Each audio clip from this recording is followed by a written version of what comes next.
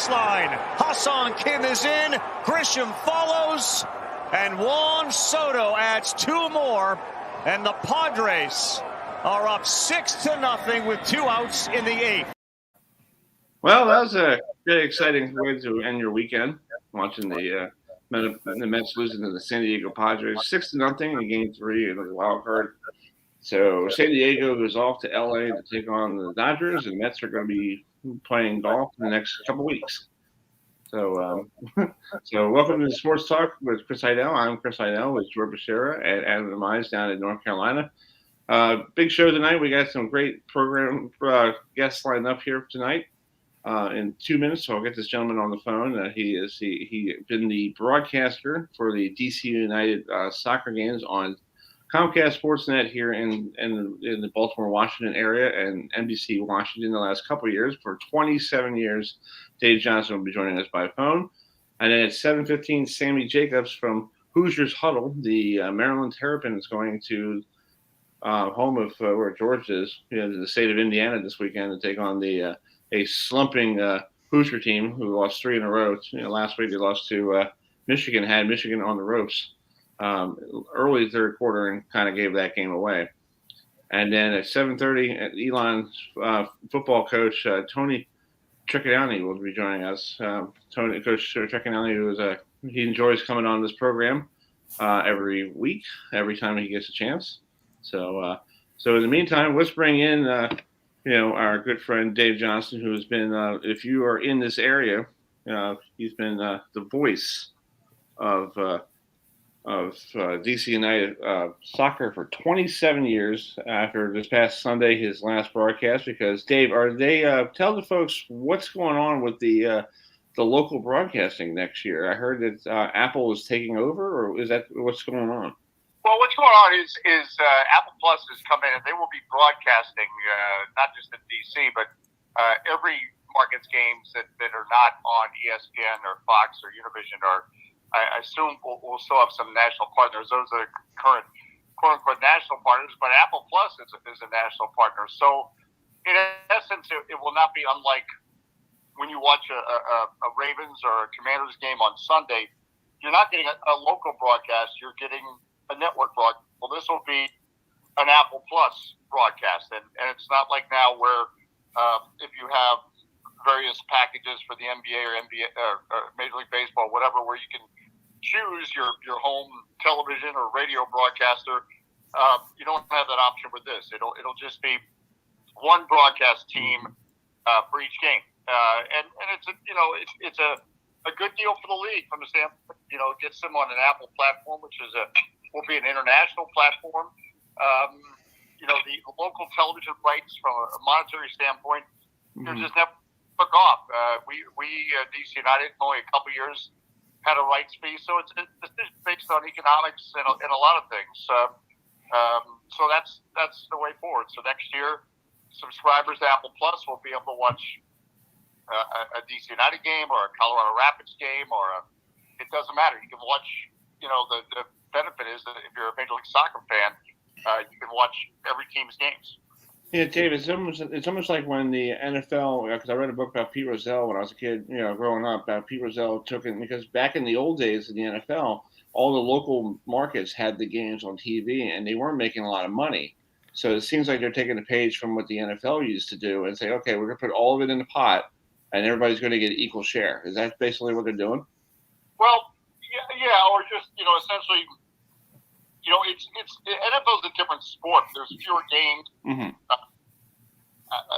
But having said that, Major League Soccer does not, plays 34 games, so it doesn't play like basketball and hockey play plus games. Let's say baseball plays 100 some games. Right. But so it's a league already that shares television revenue on a national basis from its ESPN and Fox partners. Now it just has there won't be local broadcast on your NBC Sports Washington or your Spectrum Los Angeles or whatever it is. You'll have to watch your team on Apple Plus. Wow. So when you first started doing DC United games back 27 years ago, did you ever thought you're going to be 27 years later saying to yourself, wow, that's a hell of a run, 27 years of doing soccer? Well, no, I mean, when we started the league, you didn't know if it was going to work because professional soccer had not worked in this country. I put a caveat on that because the NASL, the North American Soccer League that featured Pele, did work. It established soccer in this country. And it was the generation. I was part of that generation. I grew up with the game. They raised kids on the game. Those are the kids that are now buying season tickets, that are playing FIFA video games, that are fans of the Champions League, which played today, or the Premier League, or Major League Soccer. So it's Major League Soccer is a 40-year success story in the making, and it's had success because of that first league, which I was a fan of. But having said that, we had a very successful World Cup in '94, but having a one-off event is different than a league. I mean, we can host Olympics and we can do anything in this country, but having a league and establishing interest on a weekly basis, you just don't know. And so as we started it, no, I wasn't thinking, I'll be doing this 20 years. You were hoping you'd make it to year 2 and make it to year 3, and it just kept going. Yeah, sure. We're here with Dave Johnson. He's the voice of was the voice of DC United Soccer, but he also does the Wizards games during the other games during the winter time. So I know you just got back from Tokyo, so that must have been fun. Yeah, it was. It's been a busy stretch. Actually, I literally just got back from Charlotte. We played in Charlotte last night, but the previous week we were in Tokyo for about 4 days and played 2 games against Golden State Warriors, and it was a tremendous life experience. That's awesome. That's pretty cool. So what did with DC United, this year they didn't have a great season. They finished dead last in points. So what would you like to see for next year? And that beautiful stadium down there, right on the water. Well, we have support. I mean, we had sold out our last game, and crowds were up, and it is a tremendous place to come see a game. Now just have to put a team on the field worthy of that stadium. We thought we were making progress last year. It did not work out with the coach, Hernan Losada, into the second year. His style of play that in one sense attracted some fans and was exciting. He needed to strike more of a balance in terms of the high press, and so obviously a season where you change coaches typically means things are not going well. Not everybody's the Philadelphia Phillies where you fire a manager and you end up in the playoffs. So I think going forward, DC United is certainly landed a person again. I never thought I'd be saying this, Wayne Rooney for the second time at DC United. He was a player, and now he's come back as a coach. And look, he's one of the world's greatest players ever. You look at his stats, you look at by any measure what he's achieved, and he does not suffer fools gladly. He does not want to not succeed as a manager. And in England, he did succeed.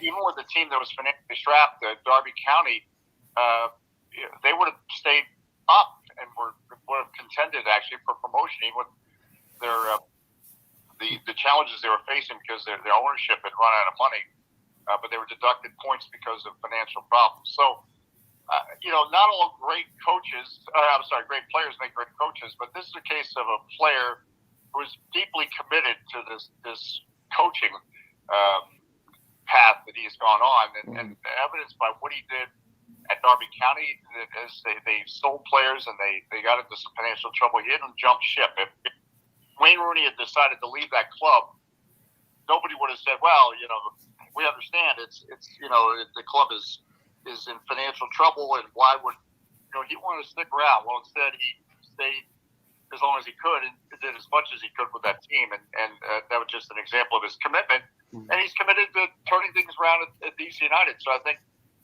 the fan base knows he's a winner. Right, that's cool.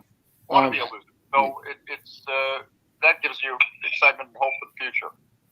That's cool. Adam, you have one more question for? Now, Dave, you're a broadcaster for the DC United for 27 years.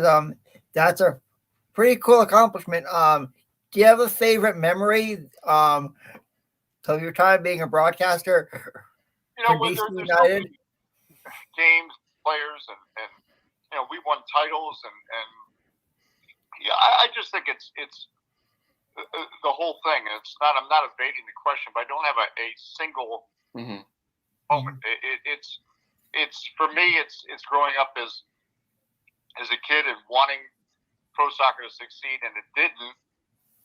And then it comes back, and it has become a major sport by any measure in this country. When you have a sport that's been around, a league, I should say, that's been around for 27 years, that's averaging over 20,000 a game, that has built billions and billions of dollars worth of stadiums, I would suggest that that's now a major sport in this country. And it's not a question of soccer making it. Soccer's making it, and it's going to continue to make it and continue to make strides. And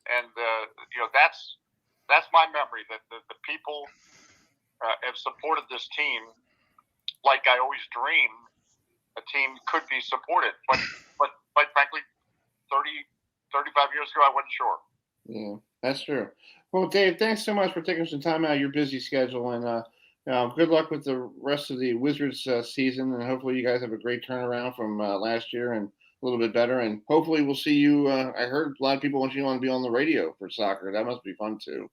Yeah, no, we'll see what the next thing brings, and the beauty of it is there's always a next in sports. There's always a next season, a next opportunity. You may not have a great season no matter what sport, what team you're supporting. There's always the next one, and that's what we live for. That's cool. Well, we have a lot of respect for you, and congratulations on your 27 years doing TV, because I said to myself the other day, wow, I can't imagine myself doing 27 years of bowling. You never know. That'll be cool. Yeah. Well, again, that's the message to everybody out there. Just follow your passion. You never know what's going to happen. Exactly. Well, Dave, thanks so much, and continue up. Good luck, and we'll talk to you soon. Appreciate so much the time. Thanks, guys. All right, see you. Bye. All right, folks, that's Dave Johnson, the voice of the used to be the voice on TV for the DC United on NBC Washington here in the district. Yeah, so it's pretty sad that they're, I guess like I was saying, and he agreed that he's doing what the people at Apple Plus is doing. They're doing what the NFL used to do back in the old days. Like show me the money. Right. Well, I was reading about Pete Rozelle one day. And Pete Rozelle had a problem because back in the old days, the NFL, all the local teams had their own local markets, their games, and they were struggling getting people to tune into them. So, go ahead. And then Pete Rozelle said, "How about this? We put all the money in the pot. We get a national media member like CBS, and we'll broadcast all the games, and everybody gets a share of the money." Yep. And that's why you don't see any teams struggling in the NFL anymore. They're all making money. Well, now I read today before we came on the air that they're talking about putting 4 NFL teams in Europe. Really? Really? But how are you going to do that? Yeah. Oh, that'd be wow. So it's another avenue. You know what I'm saying? I don't know if it's the NFL though, because it's the National Football League. It's not the National Football League. True. Yeah, that's true. So are you gonna have a 4-team scrum over in Europe? I mean, I don't know. I mean, we've seen the. You guys probably remember NFL Europe, and before that, the World League of American Football back in the day, and you had European teams, American teams, and the World League was on ABC for a time or two. So, we've seen the NFL, travel to London, to do games. So, who knows? Oh, yeah. And I feel like, to me, I think when the NFL took over, the World League, or AKA the World Football League, I think they ruined it because they put their stuff on there, and it's like, really? Like why are you ruining teams that are really successful? Like the London Monarchs was the successful, a team over there who won championships, and then they disappeared. And then they had Rhino, the Rain and Fire. And you had team. You had teams from Germany and England. It was like, to see if football being played in England was pretty cool because, nobody expected it. Exactly. Well, let's turn the page here. Let's get back to some college football. The Maryland Terrapins, who lost a heartbreaker to the other team in Indiana besides the Irish, Purdue last week and down here in College Park. They're on the road this week, taking on a very struggling Indiana Hoosier team. Let's bring in Sammy Jacobs, who covers the Indiana Hoosiers football and everything else for the Hoosier Huddle. So, hey, Sammy, how you doing? I'm doing great. How are you guys? Not bad. So last week, a tough loss for the Hoosiers against the top, number 14 team in the country, Michigan. I saw them a couple of weeks ago up at Ann Arbor against Maryland, and Maryland hung in there, except for that opening kickoff when they, fumbled it. If they didn't fumble that kickoff, it would have been neck and neck for the entire game. Yeah, I was. Indiana was playing Cincinnati that week, and we're watching on TV, and the opening kickoff goes off the guy's face, and you go, "That can't be good. This not a good sign." Like Maryland had a lot of hype going into that game, and you're like, "Oh boy, here we go again." But they took a 13-10 lead into halftime, and played well, and it looks like Coach Locks has that team, ready to have that winning Big Ten season and contend to get into the top 3 or top 4 of the Big Ten East. Well, let's talk about Indiana before we send it over to George. Indiana started 3-0, and then they lost 3-0, 3 in a row. So it's like you have a good part of the season. Now you're in the middle of the part that's having problems. So what do you got to do to turn around? What's Coach Allen have to do to turn this thing around? Well, he just fired his offensive line coach, Darren Hiller, on Sunday. The offensive line was a huge problem for Indiana. It was a huge problem last year for Indiana. Michigan had 7 sacks, and according to the TV broadcast, had 27 quarterback pressures. Indiana threw the ball like 44 times. So you do the math. That's not great.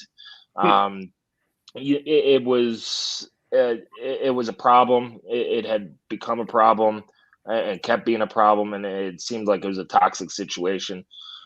Injuries have also hit IU hard. They lost their best offensive lineman, right tackle Matthew Bedford, in the opener to an ACL tear against Illinois. So they've been trying to plug some guys in there. Parker Hanna was a Division II transfer who came in. He struggled. They have a young guy, Josh Sales, who was a highly regarded recruit, but it just seems like the development dropped off for a lot of these guys in the room, leading to the subsequent firing of Darren Hiller. But IU started the season off 3-0. They beat Illinois, who's now ranked 24th in the country, and an Illinois fan all mad and we lose that game. Early in the season, they were down 10-0 to Idaho as well in the first half. At halftime, they came back to win that game. And then Western Kentucky had that game won, threw a pick in the end zone when they were up 11. Indiana comes back, wins it in overtime with a 51-yard field goal, 3-0. And then IU, their schedule comes to bite them. Why you schedule Cincinnati in the non-conference is beyond me. They go there and get shredded in the second quarter, give up 28 points. Like 21 of those were in 5 minutes of gameplay. Late in the second quarter. Then they go to Nebraska, lose in an inexcusable loss there. We're tied till about 13 minutes in the fourth quarter. True freshman gets burnt for the top trailer, and the rest is. And last week, to me, it was a lot better than I expected, especially coming off a 2-10 season where you saw IU just throwing the towel the last half of the season. To have them respond and come out, especially with injuries to important guys like Cam Jones, DJ Matthews, and tight end AJ Barner, it was good to see that they still had that resiliency and fight in them. Now, I'm not one for moral victories, but to take the pulse of the team, it sounds like they're still engaged in the season, which is important because college football, it seems like a long season, but it goes very quickly. We're already at the halfway point, and when team seasons start going sideways, they go sideways quickly. And now with the transfer portal and all of those things, it could fall apart in less than a week. George, go ahead, buddy. So, Sammy, I think the quote from somebody is, "It's getting late early." Yes. Right when the season. Yep. The old Yankees quote. Yep, absolutely. So I'm looking at your defense, and when you look at the stats, your eyes always go to the top of the chart, right? You got Cam Jones with 24 unassisted, 30 assists, and for a total of 54. But if you go down just a little bit further, I think there's a little bit more to be seen in number 0, Dasan McCullough, 15 unassisted, 10 assists for total 25. But for me, I look at the other things: the tackles for loss, 5 for 36, and then the sacks, 4 for 33. So the numbers aren't always the best at the top. You got to really dig into the roster, and there's something going on there with that guy. He is IU's highest ever rated recruit, and he is every bit as talented as people said. The issue with Dasan is that he's a true freshman, and he's not where he's going to be physically as he will be in a year or two. He ran down Corum to make a touchdown-saving tackle on his 50-yard run. It says enough about his athleticism. He's a guy IU will play at linebacker, at outside linebacker, at their bowl position, which is their rush defensive end hybrid linebacker as well. Basically, it's go out there, kid.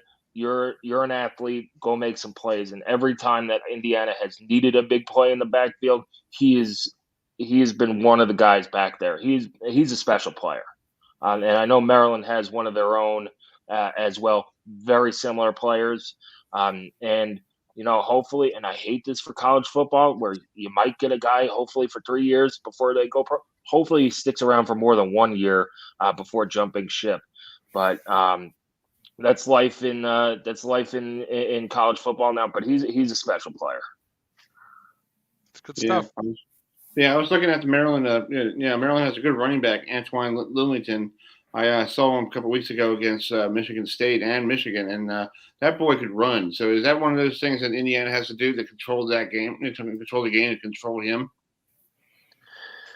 Is to control who? Lillington. I'm sorry, you cut out. The running back. Yeah, the big. Yeah, guy. I mean that's how you run. That's how you win games in the Big Ten. It's how you've won games in the Big Ten for 150 years. Is you run the football and you control, stop the run.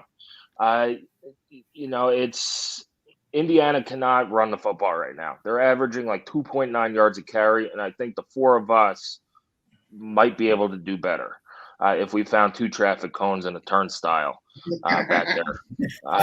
So. I don't know if we're going 4 against a front 7, but if you give me 2 turnstiles and traffic cone, we might have a shot to get 2.9 yards a carry. But yeah, it's you gotta for an offense that is so up tempo like I use, you have to be able to get the ball back and run that tempo. And if Maryland likes running up tempo as well.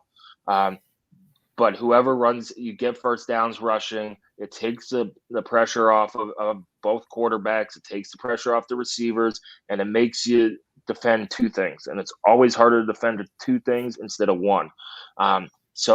And look, Maryland's run the ball well against Indiana too. I remember, I think 2016 with Ty Johnson and those guys, they ran for nearly 400 yards in that game. So yeah, Big Ten football, 150 years. Stop the run the ball. That's the recipe.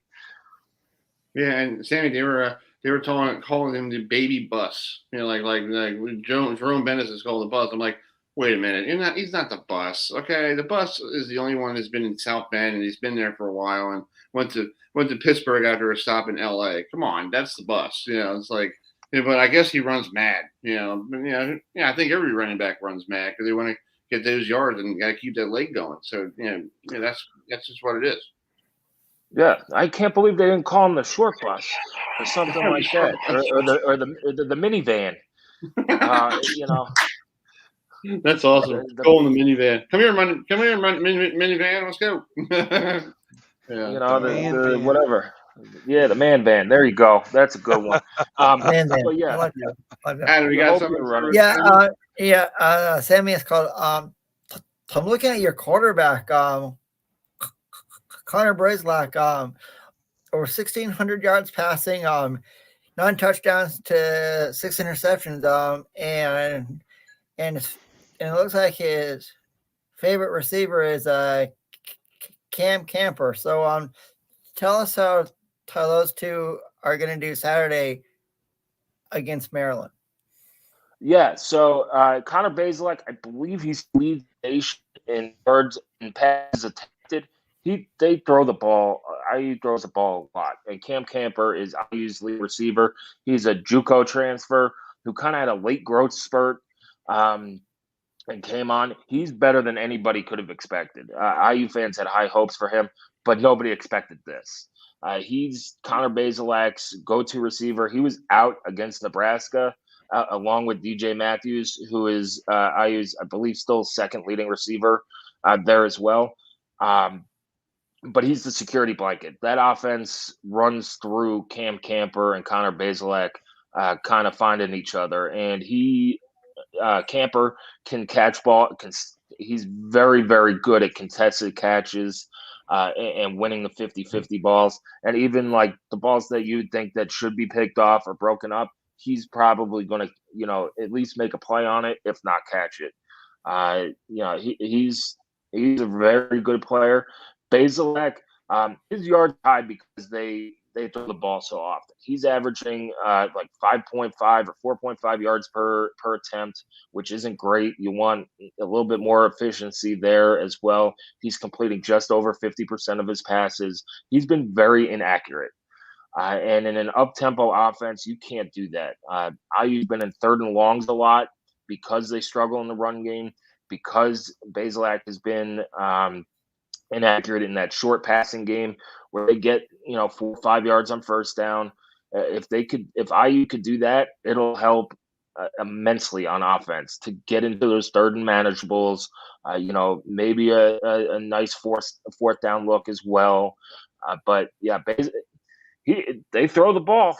IU does, and Calver should be back. We'll see what DJ Matthews is. He's been out the last couple games with a hamstring injury. I think he's a game time decision. AJ Barner, the tight end, as well. I know Peyton Hendershot had a big game against Maryland last year. AJ Barner is kind of in the same mold as Hendershot, just younger. He's very athletic, can catch the ball, can run, and is IU's best blocking tight end. He was out last week against Michigan. He's a week-to-week type of deal, so we'll see. Coaches don't give up the injury information, especially in college when they don't have to. So, it could be week to week with like an arm amputation or, day to day. We'll see. We'll see with all that. So the injuries on IU's offense are going to come into play with how they perform on Saturday. Exactly. Well, Sammy, thank you so much for coming on tonight, and enjoy the game on Saturday. It's supposed to be a very nice day for you guys here in Indiana. I think it's like low 60s or upper 60s. It's a nice day for football. If there's no rain in the forecast, so that's a little rain, but that's not bad. Yeah, well, what they say about weather in Indiana, if you don't like it, just wait 15 minutes; it'll change. So we'll see. Yep. Hopefully, it's that. Hopefully, it's that weather. Mid 60s, nice fall day. We've had beautiful fall weather so far. Thank you guys for having us on. Enjoy college football Saturday, MLB playoffs, and the start of the hockey season. That's true. Enjoy yourself. That's a mouthful there, Sammy. All right, man. Talk to you soon. See you. See ya. Thanks, Sammy. Thanks. All right, that's Sammy Jacobs for the Hoosier Huddle. Covers the Indiana Hoosiers. So, real quick before we bring in our coach from Elon College, Elon football. This just happened down in Houston. Saturday. In to try to close it on a Tuesday. Alvarez launches deep right field, and this one is gone, and the Astros walk them off in game one. Yordan Alvarez, are you kidding me?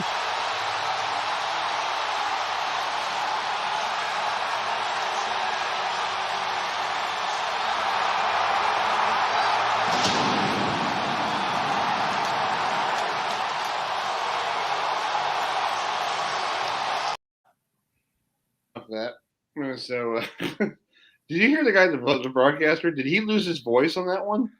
Well, I heard a sound though. I heard 3 taps someplace in the background. I'm not sure what that meant. He's like, really, dude? Are you dying there? Yeah, I'm like, come on, man. So that's. I will say, guys, Cal Raleigh, who's the catcher on the Seattle Mariners, Chris, you may know this. He played college baseball at Florida State, and he played high school baseball at Smoky Mountain High School in Sylvan, North Carolina. So we're proud of him here in the mountains. He was a Mustang, now then a Seminole, now he's a Mariner. Oh, that's cool. All right, let's just turn the page. Let's talk some CAA football. We have our good friend Coach Trisciani with us. Hey, Coach Tony, how you doing? Hold on, hit the mic button. Yeah, he's on mute. Good, fellas. How you doing? Hey, how are you? How's everything? Good, very good. Can't complain. Yeah, actually, back in my own place after that last time I had you, I was over at my aunt's house. You know, with the power going out, with that big storm. Yeah. So it's good to be back in my own neck of the woods. So big win last weekend, beating Towson. Towson is they're there, but they're not they played tough teams, but it's just Towson. So just recap that game last week. Yeah, that was a good win for us. Good CAA win for us. They were a physical team. They were tough. They were committed to stopping the run. We got off to a slow start. Turned the ball over twice in the first half, and they got us with some explosive plays early in the game. 3 explosive plays in the first 12 snaps. One of them for a touchdown on us. So we were in a 7-7 dogfight, man, and against a hungry football team. So fortunately, we were hungry also. And we didn't flinch, and settled down defensively. Got the ball to our playmakers on the outside. They did a great job and created some turnovers and some takeaways of our own in the second half, and helped us finish the football game. Yeah, you guys, your defense, because they took an early 7-0 lead in the first quarter, and then your defense is basically just cramped them down and say, here you go, try to score more points on us. Let's go. And you guys did a great job, controlling the game. Yeah, we played some good defense, especially we played some great defense actually, but especially in the second half of the last 4-5 football games. Just really played good second half football. Hey George, you got something for Coach? Well, actually, that's exactly where I was going to go. I mean, a coach always talks about, if you lose the first quarter, second quarter, but never lose the fourth quarter. And looking at your numbers, the second half, you guys make the adjustments in the locker room, and it's very obvious in your box scores, where it's 44-52 your opponents, 36-49 your opponents in the second. But then the third and fourth quarter, you turn it around. I mean, you're going into the locker room, and the right things are happening. The right message is getting out. Yeah, it's been interesting too, George. Like we go in the locker room, and we've been in the locker room under some different circumstances. At Vanderbilt, we were down by a couple touchdowns, and then, Wofford, we go in there and we're in control of the game. And then the next week at William & Mary, we're down 18 points, and then we go in against Richmond, and it's a tie ball game, and that's a 1-score game the whole time. And then this past week, we scored at the end of that second quarter and, punched one in with like 5 seconds to go. So we go in with the lead. So we've gone in under different circumstances every week. But in there, our football team has been hungry. Now we've done a great job, our coaching staff on both sides of the ball from an adjustment standpoint, but a lot of that is just getting your defense settled down. Okay, this is what we saw. This is how we need to handle it. This is what we screwed up. This is what we've taken away. So what do we expect them to do? And you try to stay a step ahead.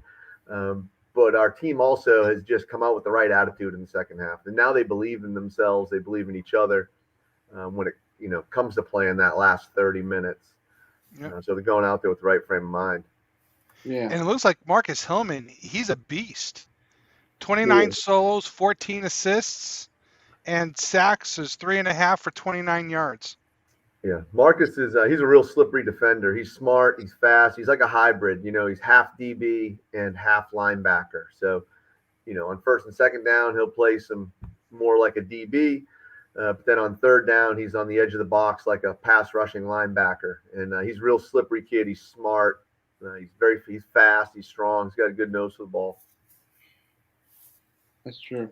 Coach, last week against Towson, or this week, you're going to be taking on Rhode Island, another good team in the CAA. So, and Coach Fleming had a team turn around. It seems like every year he's up and down with his team. Like one year he won 9 games, and then he loses 9. And then it seems like he can't find that consistency, like with this, like you're trying to do with your team, winning 5 in a row.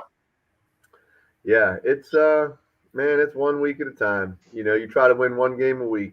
That's the plan. And for us, because we've tied 5 of those together, the guys are getting a lot of pats on the back on Mondays, and on Sundays, and a lot of people tell them how great they are, and then, we tell them, hey man, focus on the process and trust your preparation and 1 game at a time, 1-0 this week, want to be 1-0 in the CAA this week. And so, that's what we're doing. And they've done a pretty good job with their focus from that standpoint, and again, today had a good practice day. They're pretty locked in. Adam, you got a question for Coach? Yeah. So I'm looking at your schedule, Coach, and your next 2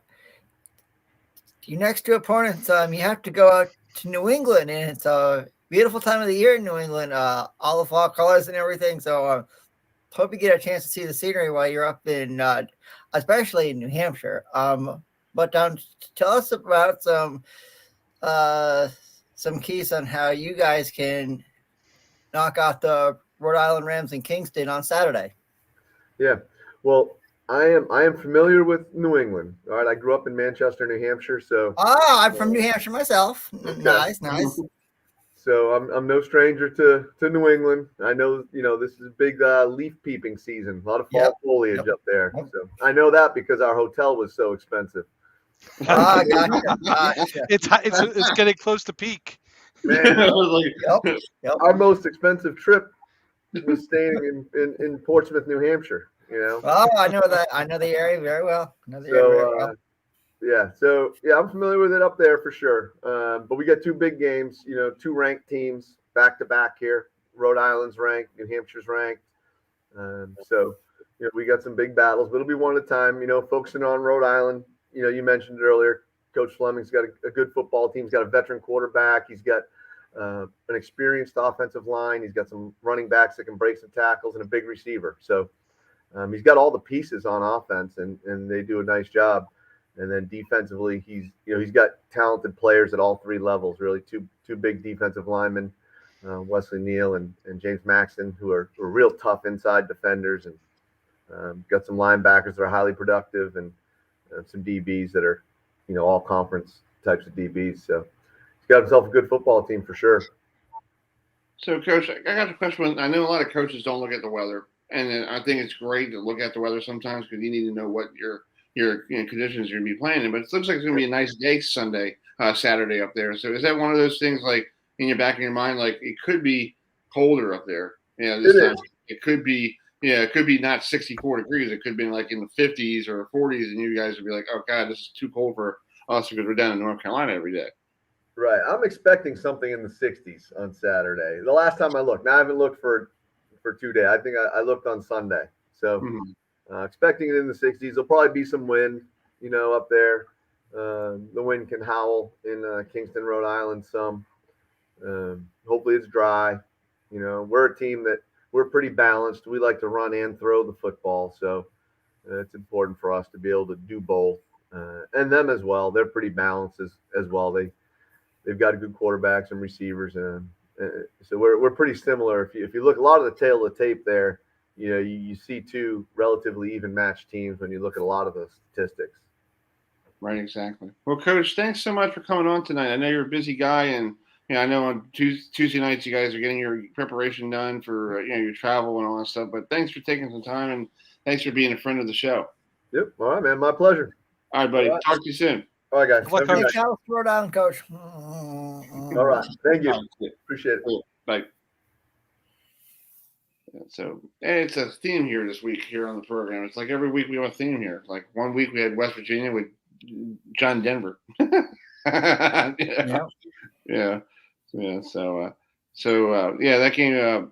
Elon is riding a 5-game winning streak, going up there against Coach Fleming and the Rams of Rhode Island. So that's going to be a very interesting game for folks. If you're up in that area, 1:00 on Saturday. Excuse me, Saturday, not Sunday. Saturday. So on Flow Sports. Flow Sports.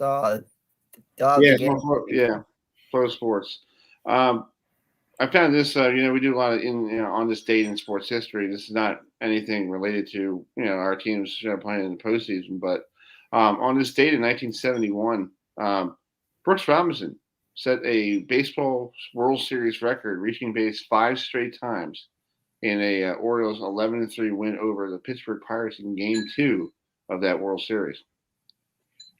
Back then, they had the ALCS real early, and then you got the World Series, and the season's done. Now it's like you got to wait till November.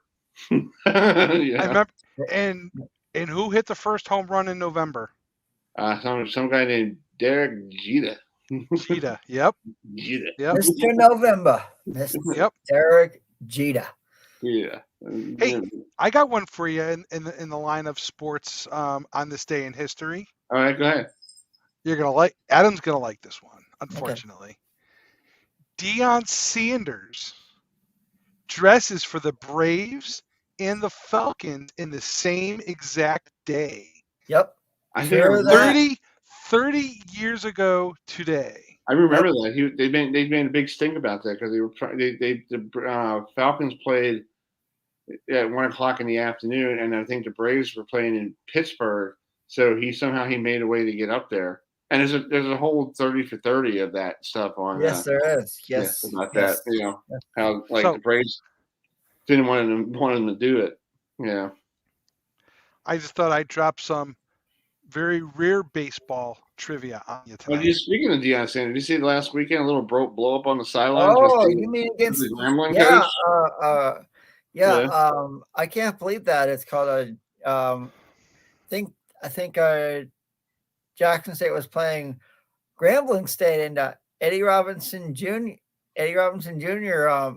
Man, it's like he said Deion Sanders wasn't SWAC material. I'm thinking, this is Deion Sanders, one of the greatest players ever to play football. And you're saying that's kind of wrong. I mean, Yeah. But Deion Sanders, the coach, is a little hot-headed sometimes because he thinks. Yeah, that is true, Chris. That's true. Don't stink. And I think a lot of coaches in that SWAC, conference, is getting tired of his antics because he's rolling in. With his double-wide jewelry on his and his gold chains and. If you're a coach on the sideline, you don't dress up like that. And plus, I heard one time his stuff got stolen. I heard that. You don't wear your gold chains on the sidelines in a place in Jackson, Mississippi. Yeah, it was gone. It's probably on eBay by now. Probably. All right. Yeah. Yeah. So anyway, right now, top of the first in the Bronx, Derek Cole has 1 out. There is a runner on first for the Cleveland Guardians, or AKA. Did you see what ESPN did over the weekend? No. They forgot to take the word Indians off the Rays thing, and they put it up. Oh, yeah, I did. I was like, what? Did I see that? I'm like, damn. I did. I saw it. It's like they forgot to put the guard and take the I out. Yeah. The I in. Yeah. So, but it's funny. The uniforms they're wearing is the same uniforms they wore last year. They just changed the name on it. Yeah. Yeah. It's like, okay. Yeah. Yeah. It's just crazy. It's like, but. Yeah, that's what you get. Guardians. Well, thanks for joining us here. Welcome to the Sports Talk with Chris Heidel. Today's date is October 11th, 2022. And it's also, this month is Breast Cancer Awareness Month. So if you know a friend or a family member, I'm glad they're doing okay. They're in a remission, or if you know somebody who got it. Make sure, you could also go to the website and donate to the nationalbreastcancer.org/breast cancer awareness month. And you could help out the whole, the movement. And it's pretty cool with the NFL. They have a nice little hats on the sidelines for it. Did you see the big beanie hats with the, I like it. different I like colors? it. Like it. I'll be wearing my breast cancer awareness socks this weekend. That's cool. Awesome. Cool. So real quick before we bring in John Warner, who covers the Bears of Baylor, who are going to be in Morgantown, West Virginia on Thursday night. Nice win by the Irish in Vegas. I guess they were high rolling. Yeah. They played a good game. I guess the defense finally got a safety. Yeah. Huh? Nice. Which is kind of a nicety. Yeah. So they hit the jackpot in Vegas against a good team from Provo, Utah. I think wasn't BYU ranked. I think they were. Yeah. 14, I think. Yeah. Nice ranked win for Coach Freeman. So this weekend they're home under the lights against Stanford, prime time on NBC, or if you have the Peacock network. Time to chop a tree. Yeah, their mascot is I'm a tree. It's tree. I know. I don't understand. I Chris. Okay, they're the Cardinals. You're the Stanford Cardinal, right? And your mascot's a tree. I don't get it either, George, and I've been wondering that for years, my friend. No. I think it's crazy. It's crazy. So let's bring in John if John's there. Hi, John. Hey, what's up, guys? Hey, thanks for coming on tonight. I know you're probably in transit to Morgantown, or you're still back in Waco. So, first of all, we got to ask you about Matt Rule. He got fired yesterday from Chris, can you see me? Yeah. So, what's your take on that?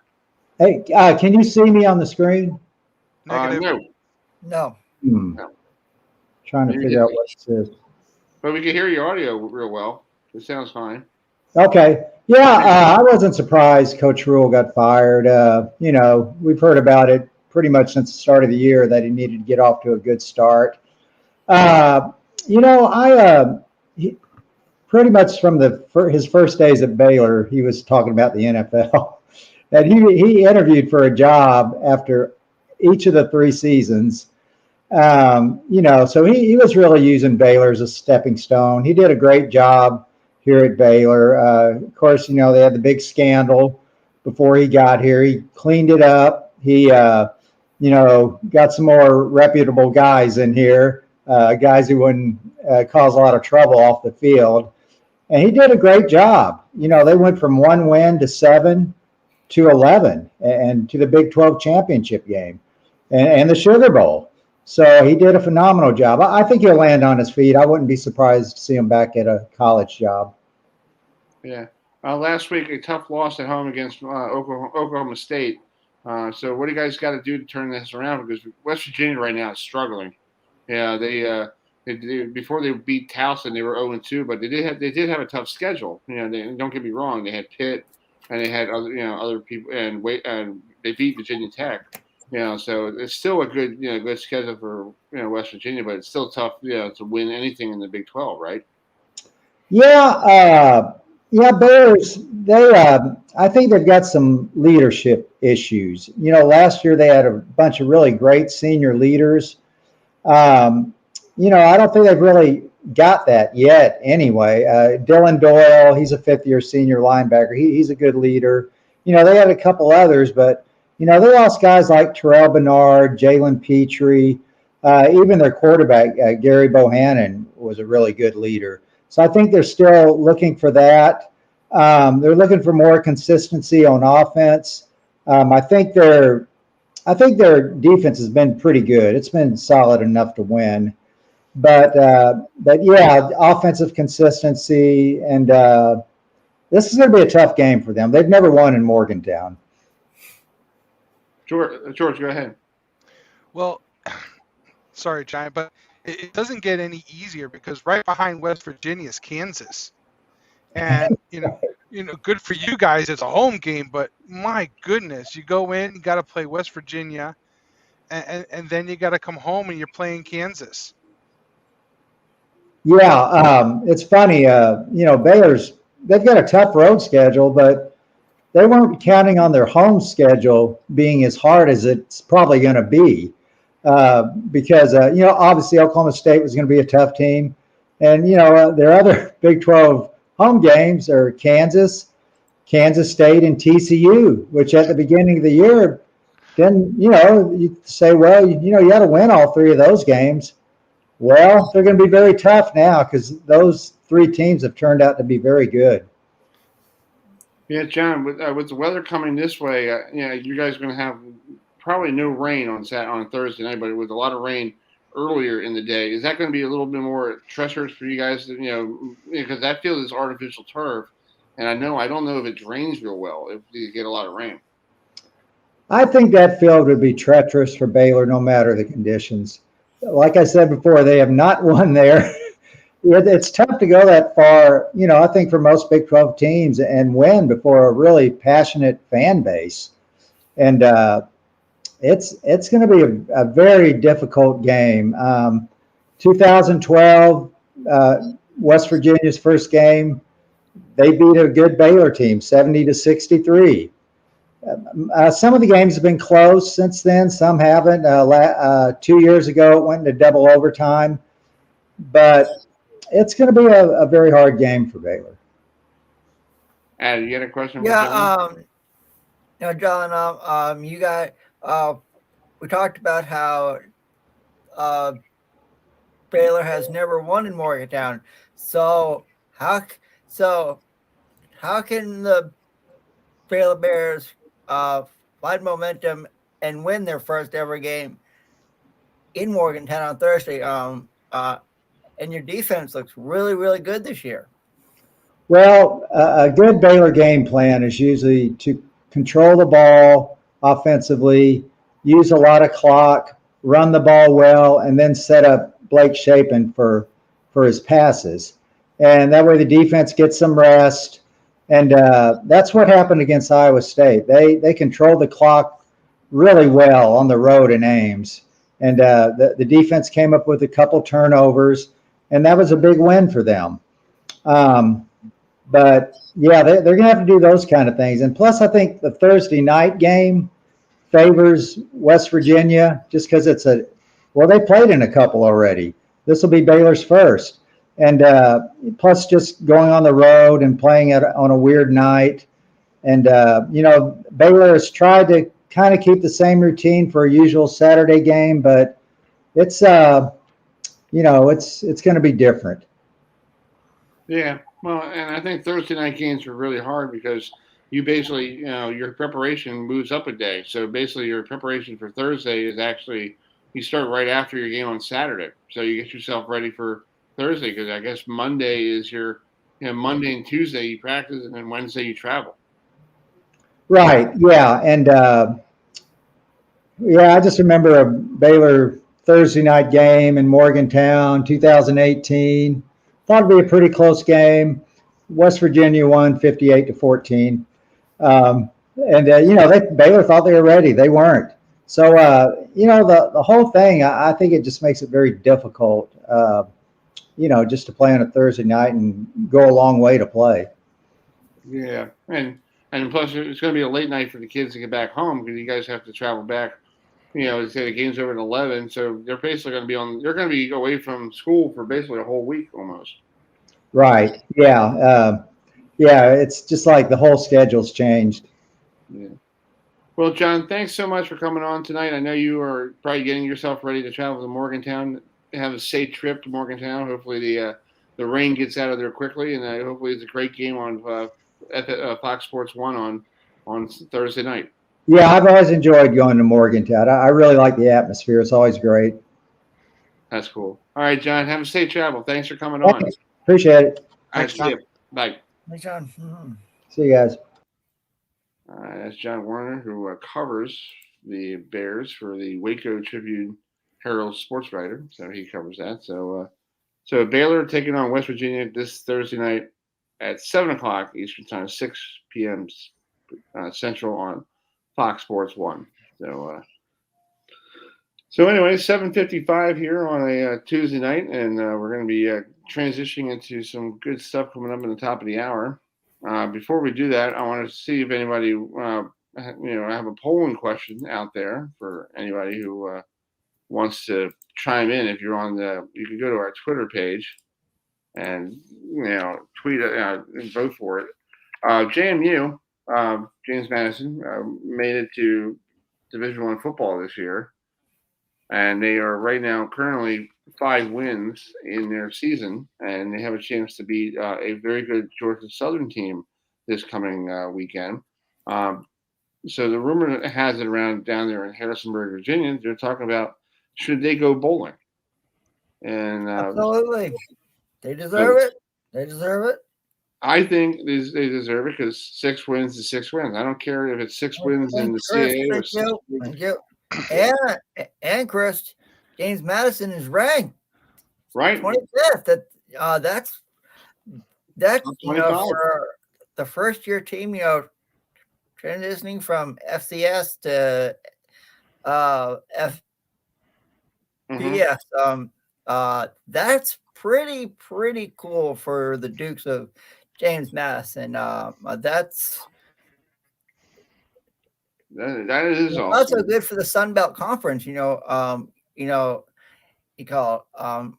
about Appalachian State's success, but now it's shifted up to Harrisonburg with James Madison. So I think they should go to a bowl game easily. I don't care what people say. Coastal Carolina is 6-0. Yeah, they're bowl eligible. Yeah, and that's your cousin who goes to Coastal Carolina. My nephew. Your nephew. We should get him on and see what the excitement is. Yeah, maybe we should work on that. Yeah, you got some connections. You could probably pull some plugs. So we know. So let's look at James Madison's schedule coming up. The remaining schedule.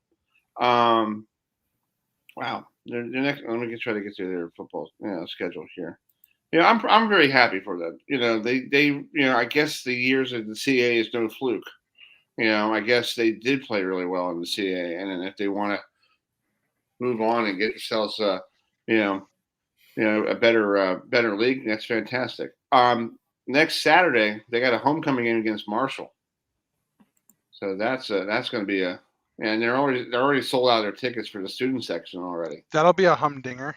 Yep, and then they got to travel to Louisville to play the Louisville Cardinals, who basically right now are in the middle of the pack of the ACC right now. We don't know who's doing what. We still got the Clemson Tigers on top, and then you got NC State, who basically takes on Syracuse this week. And I want to do a little quick shout out to Dan DeTore, our good friend up there in beautiful Syracuse, New York. He's having a great time. His orange is ranked 18th in the country. And don't forget Dave Ryan, Chris. Yeah, fellow orange. Andy just had a birthday. Dave had a birthday. I missed Dave Tortora had a birthday. Yeah. Dave had Dan Tortora had a birthday. So we wish him a happy birthday. Dan. So happy birthday, Dan, our good friend. If he's out there watching us, he's a busy man. I was listening to him yesterday morning on the way to work because he does his wake up DT in the morning, and he's a Met fan like myself. And I heard him a question: "What happened to the Mets?" And he goes during his broadcast, he was reading everything from Syracuse. He goes, and Chris Heidel chimes in, "What happened to the Mets? The Padres happened to him, buddy." The fathers happened. Yeah, the fathers. So happy birthday, Dan, out there in Syracuse. And he does a lot of, dude. He's been busy. He's been on the road a lot. I've been watching him from his YouTube. He went to New York City for the Comic-Con. Then he went down to Jacksonville on Sunday for the Jacksonville Jaguar game. And then he went. Now he's back up in Syracuse, getting ready for the Syracuse NC State game.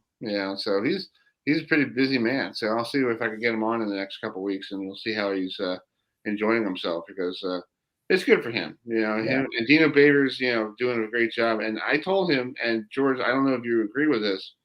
everybody thinks Syracuse is not there yet. They're not the. They played Wagner and Virginia and then they beat those teams and they annihilated Wagner to the point that they had a running clock last 2 weeks ago. But if they beat Notre Dame in the Dome, do you think they're legit? Because Notre Dame is a good team, Getting better team. And a better team, better on their schedule because because before that they played Clemson. They didn't play Clemson before that, after Notre Dame, but that's actually down in Clemson. So you got 2 tough games back to back. So I think that's a, you got to see what they look like. Well, they always say, bring a team in, they'll test your character. Those are defining games. Right. Yep. So. Yeah. And they closed their home schedule against my Seminoles. Adam and our Seminoles, and that's going to be a good test too because you got to see where Florida State is at the time. Right now, we're limping along 4-2. Chris, we should have beat NC State. They should have kicked a field goal to win and not against NC State, and we could have won in Raleigh. But Chris, you know who Florida State plays Saturday night, right? Yes, the Fighting Tigers of Clemson. Yes. And that's a primetime game, and Chris Fowler, Kirk Herbstreit, and they're all going to be down in Tallahassee. So that's a huge test for Jordan Travis and that entire Seminoles team. And I think it's Coach Mike Norvell's birthday today. Okay, well, happy birthday to Mike. And the coach of Florida State. I think he's finally. I don't know. I haven't bought into it yet. Because I think he's still. I think he's still trying to get himself acclimated to Tallahassee, and it's going to take a while because Jimbo really made it a dumpster fire, and then Willie Taggart put more gas on the dumpster fire. Yeah. How long has Norvell been there now? Huh? More dumpster fire. How long has Norvell been there now? He's on his 4th year. Yeah. Chris, you got to be acclimated by now. You can't say you're still trying to get acclimated. I know, but your guys are in there, Chris. His recruiting guys are in the house. Right. I agree with you on that one, but I don't know, because they're not finishing ball games. They're keeping everybody in the game. Yeah. And that's something I asked earlier in the year at the ACC kickoff. You need to, play all 4 quarters. Don't play 3 quarters and thinking you could just do what the Ravens do sometimes. They just coast in the 4th quarter. You can't do that. You gotta. You just can't. So anyway, let's look at the schedule coming up here in a couple minutes. Hopefully, in 2 minutes, our good friend from the Capitals, JJ Regan, will be joining us. We'll do some Capitals talk, and then Adam might meet a new friend from New Hampshire. Yeah, he covers the Dartmouth Big Green for the Valley News at 11. It's a Granite State showdown in Hanover on Saturday. So that New Hampshire and Dartmouth, 2 good schools in New Hampshire. So can't wait to talk to Benjamin about the game. And then at 8:30 we have our high school football game of the week preview around here in Baltimore. Calver Hall taking on the Gilman Hounds, the Hounds and Cardinals, playing each other. I want to say it is a local rivalry because the schools are basically maybe like 10, 15 minutes away from each other on a good day if traffic is not that bad. But we'll have Coach Ward on and Coach Van Sil with us later in the show. We'll ask them because I think it is. I truly think it because everybody thinks Calver Hall, they think Turkey Bowl. That's what they think about. So anyway, we're going to try to wait for JJ Regan to join us shortly here at 8:05. Let's give you an update in the Bronx. No score, top of the second. Derek Cole still He has thrown 29 pitches already, George. 29 in the first inning already. 29. Not good. Not good. That's not good. No. That's too many. You can't throw 29 pitches in the first inning and think you're going to be pitching 6 or 7 innings. No. You know. No. So. Guys. Angela Lansbury from Murder She Wrote. I saw that. She passed away today. It's called. That was a good show. I always enjoyed watching that show on CBS. That was what she did was. Yeah, I liked it too. I loved watching Murder She Wrote. Yeah. She was Mrs. Potts. Yeah, she was. She was Mrs. Potts. That's right. That's right, George. Yeah. So let's bring in our good friend who covers the Capitals, JJ Regan, joining us. Hey, JJ, how you doing? Good to be on with you guys. Thanks for coming on tonight. Hockey season starts tomorrow, so with the Capitals taking on the Bruins at home. So let's recap the preseason. What did you see from watching the preseason games? Well, the two things that stood out to me the most, one was Alexi Protas, the prospect for the Capitals who played every game. You pretty much never see that, but Peter Laviolette gave him a long look, and he was deserving of it. He played very well, earned himself a spot on the team. And the second thing I noticed was the newcomers. Everyone looked really good. Now, it's the preseason. You don't want to jump to too many conclusions, but Dylan Strome looked great. Connor Brown looked great. Darcy Kemper looked very comfortable in net. Charlie Lindgren looked comfortable in net. So the new faces came in and they stepped up right away, and it looks like they'll be ready to make an impact, which they will need with Nicholas Backstrom and Tom Wilson out to start the season.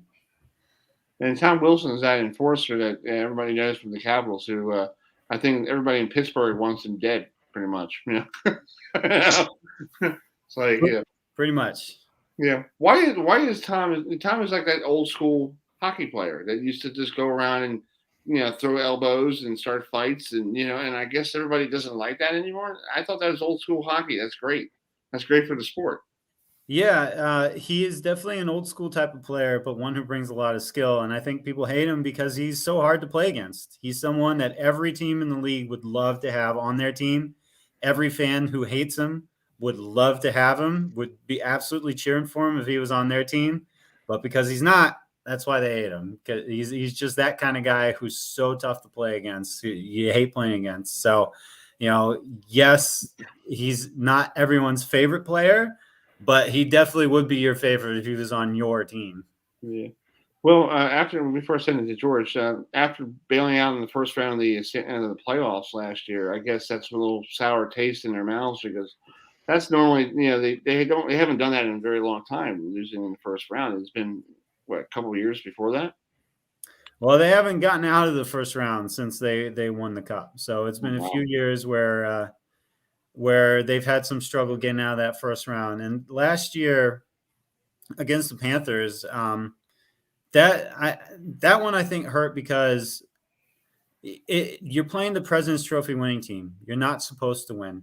Then they come out and they win the first game.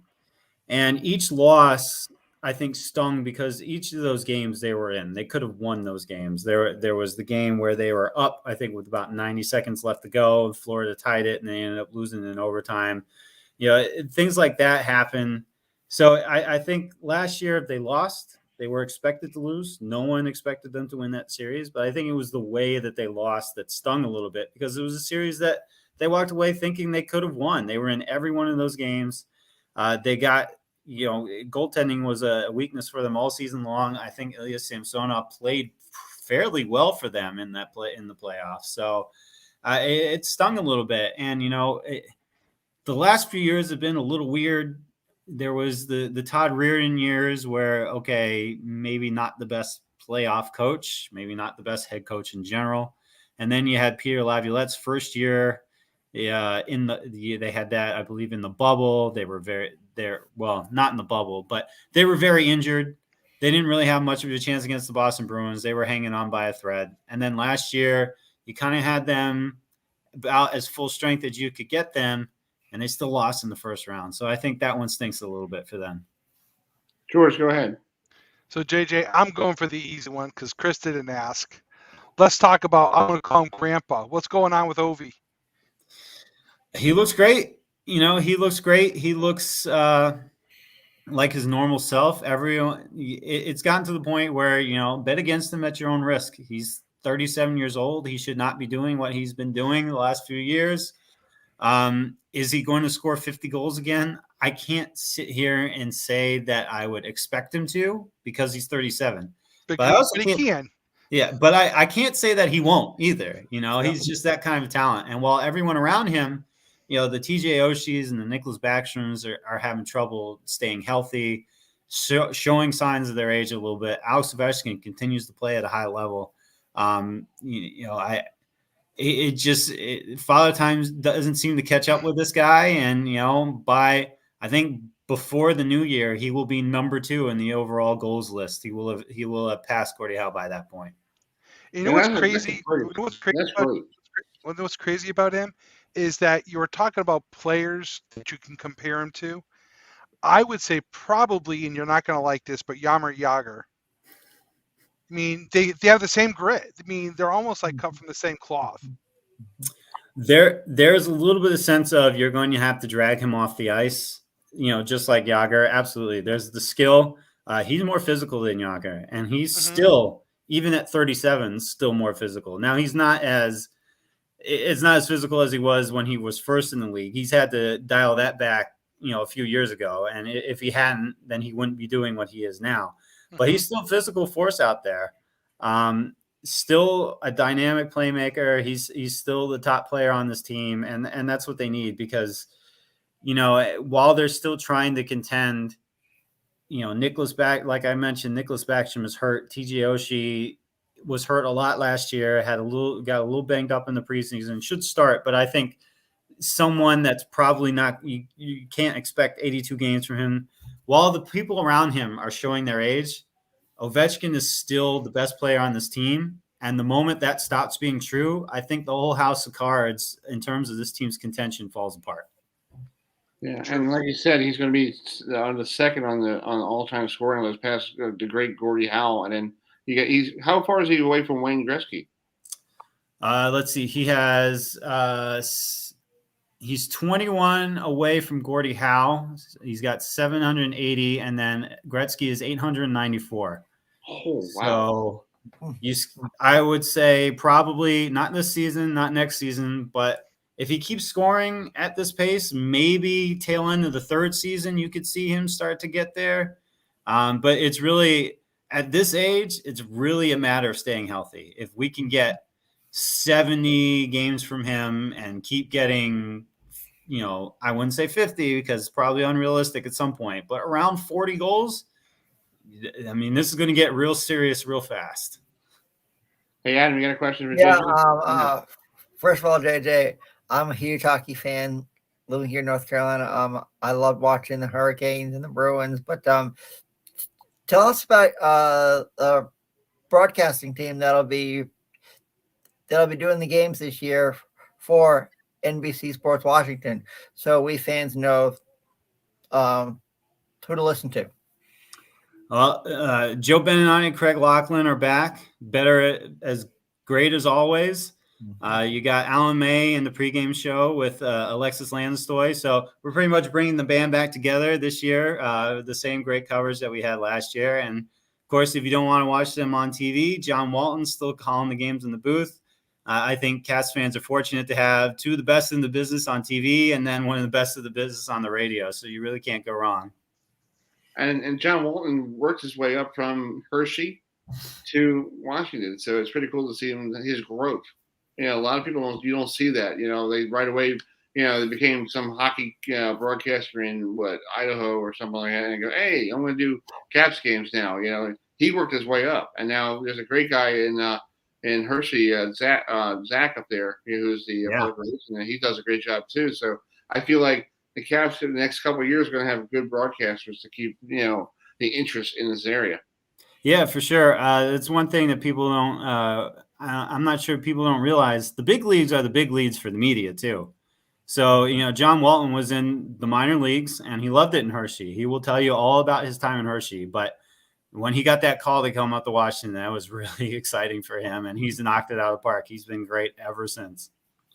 Yeah. Let's just talk about the season coming up. A lot of people don't realize it's a lot of games. People are like, like baseball, you got, a lot of hockey games, and people don't really tune into the playoffs until the Stanley Cup playoffs. But how do you keep yourself more exciting into these games during the season? Because it's a grind, and everybody gets tired of watching the same stuff every night. How do you keep what's the way for telling people to say it's just hockey? You can watch it tomorrow on the highlights.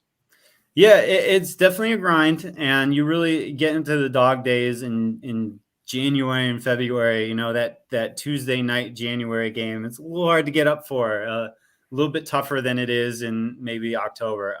What I would say is, first of all, the start of the season is critical. You'll see about Thanksgiving, you'll see a lot of articles coming out about how teams who are usually in the playoffs at Thanksgiving are usually the teams who are in the playoffs by the end of the season. So you need to pay. So if you want a reason to pay attention early on, what happens at the beginning of the season is going to dictate for a lot of these teams how their season goes. The young upstarts, like a team like Buffalo that's trying to push for the playoffs for the first time. If they're out of it in October, yeah, you can say there's a lot of season left to go. But sometimes there's not a lot of season left to go. It suddenly looks very short very quickly. So for this Capitals team, given how old they are, given how uncertain the future is, given how this could be the last year for them as a contender, because they definitely see themselves as championship contenders. You need to watch them all 82 games, because you don't know what this team is going to look like on a nightly basis. You don't know who's going to be in the lineup. You don't know who's going to stay healthy. And also, when one of your players is chasing after a record that was thought to be impossible, it's really fun to see him chase down that record too. So just what Alex Ovechkin is doing is historic. So every time you get a chance to see him play, you should take advantage of that, because he's not going to be around forever. And I think that's great. And I think that's great for the franchise, because you get this opportunity. It's almost like watching Cal Ripken breaking the consecutive game streak, or we just saw Aaron Judge hitting the 60-second home run last week. These are things that people are going to be like, oh, that's what, if you think Capitals, you think, number 8. Everybody thinks 8. They think, up down to DC, you got, Alex, and they're like, oh, he has a chance to break a record. And that's why people come to the state and come to the arena. Absolutely. And the fun thing about it, the unfortunate thing is maybe next year, probably the year after that, this team's not going to be a playoff team anymore. I mean, they're reaching the tail end of that. But Ovechkin is going to make this team a must-watch team every single night. So I know we've talked about this, it's seemingly the last 3-4 years, even before they won the cup. Oh, the window's closed, the window's closed, the window's closed. We talk about it every year. Is this the year that they're going to miss the playoffs? Eventually, that's going to happen. But even when they hit that point, Ovechkin's going to you won't be able to turn away from this team, because Ovechkin's going to be chasing after that record. I mean, where he is now, only 2 players ever have scored as many goals as he has. So every goal that you see is, like I said, is historic. Most people have never seen people score this many goals before, and you might not see it again. So, watch them now to see how far they can climb up in the standings, to see if they can still contend for the cup. But watch them later, because Ovechkin's going to be chasing that record, and a record that, if people thought it was impossible to catch Gretzky, people are going to think it's going to be impossible to catch Ovechkin one day too. And I heard he's a party animal. I enjoyed watching him when he won the cup. He just took that cup around and was like, "Hey, you want some?" Hey, and he was giving everybody shots everywhere. And I think that's the greatest thing when you guys won the Stanley Cup, just to pass it around the city of Washington, and say, "Here, take a drink out of the Stanley Cup," because that's what people in Russia and kids who grew up playing hockey, they know what to do. And that's what made him so special coming into the league. Hockey is such a conservative league where the players are so buttoned up, and you don't really see a lot of that emotion. And in many ways, it was frowned upon. And especially when he came in, he was always compared to Sidney Crosby so much. There was, the button-up Canadian who showed little emotion when he made a great play. And then there was Alex Ovechkin. No matter if it was the preseason, it was the first game of the regular season, or it was in the middle of the playoffs, went berserk every time he scored, every time one of his teammates scored. So it was great to see him bring that personality with him into that celebration. And he worked so hard to get there. And then to finally get there and to really celebrate it, that was a lot of fun to see. That's awesome. Well, JJ, thanks so much for coming on. Thanks for being part of the show each year. We'll try to catch up. We'll do a mid-season report, I think around January, see how everything goes. And tomorrow night they take on the Bruins, and then the next night they got to go to Toronto. So that's back-to-back right away. Right off the bat. But, yeah, anytime, guys, I'm up for it. All right, buddy. Thank you so much. Take care. See you. JJ. See you. All right, that's JJ Regan, who works for NBC Washington, the digital media producer and writer down there. We got an update in the Bronx. I got to have that ESPN thing. I really do. So here's a little clip for George. Please tell me it's a 2-0 lead. And that marred a number of otherwise good outings. 2 strikeouts in the. We'll take that. Yeah, it's still no score. Put it in the dirt. Yeah, top of the third. But Cole's still pitching for the Yanks. Yeah, so that's going to be interesting there. So we're still waiting for Benjamin Rosenberg to join us. I emailed him and said, "Hey, you got the link?" He said, "Yeah, I got it." So I guess he's running behind schedule. But we'll talk about other stuff going on in the baseball. I know somebody may want to turn away from the from this little tidbit here, and you know who he is. He's just bending his head down. Chris, go for it. Hey, hold on a second. You got to put it in. Okay, I got to put it in. But I want to ask your opinion on this, Adam, because the Braves haven't played for a week almost. That's right, Chris. Yeah, so it's a little tough for them to get themselves back in the swing of things. But it's baseball is baseball. So here's a little clip. True. So a little chopper right there, and then, nice catch. Wow. Nice catch. That's a nice catch. Nice catch. Yeah. Fighting Phils. Fighting Phils, yeah. So can I show really quick? Huh?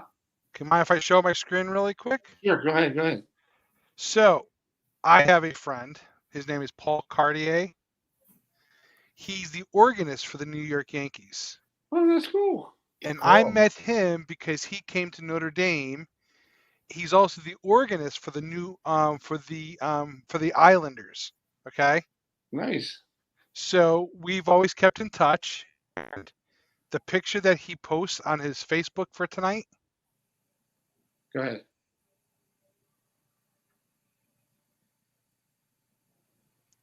What do you think? Hold on. I guess I have to bring it up. Hold on. I guess I have to bring it up my end here. Nice. There it is. Hey, that's beautiful.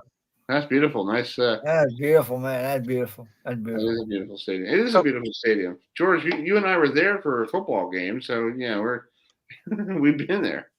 Yeah. I have that shot, but it was shooting the end zone. Right. Yeah. Oh yeah. So I figured I would share from my friend Paul Cartier, who is the like I said, organist for the New York Yankees. That's cool. Wow. That's cool. That's cool. Maybe we could get them on after the World if the Yankees get to the series. Maybe we could. That would be a great idea. Yeah. Reach out to them. I would love to have them on. I'd like to hear on organists. Because I think the organist people don't get a lot of credit for any of. That's true, Chris. Yeah. I have another friend who's an organist that plays for the St. Louis Blues. Oh, nice. And the Cardinals. Oh, I have. Nice. Maybe we nice, get. Man. Maybe we could. Maybe we have one night we just have organs. Maybe we should look at the schedule and see if the Islanders play the Cardinals, play the Blues, and we can have them on like the week before or something. Yeah, we can probably see if we can get them on, and. So Update in the Bronx, not good for the Yanks. 1-0 Cleveland on a solo home run by some guy named Wynn. Yeah, I guess he hit it into the nice leg kick there. Quan with the home run. Nice leg kick. Yeah, you should have saw that leg kick. It looked like one of those one of those Japanese hitters. Like Yep. Yeah.